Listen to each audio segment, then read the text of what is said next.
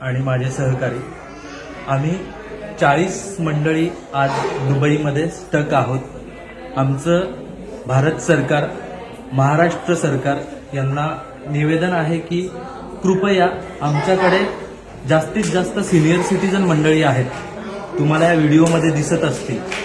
So आम्हाला जितकं लवकरात लवकर होईल दुबईमधून आम्हाला भारतामध्ये परत नेण्याची व्यवस्था करावी ही विनंती यासाठी करतो, सर्व राजकीय पक्षांनी किंवा नेत्यांनी हे गांभीर्य ओळखून तुमची ही जबाबदारी आहे या भावनेने तुम्ही काम करा अशी आम्ही आशा बाळगतो आणि तुम्ही लवकरात लवकर आम्हाला इथून मुंबईमध्ये, पुण्यामध्ये, इंडियामध्ये न्याल ही आशा बाळगतो। धन्यवाद।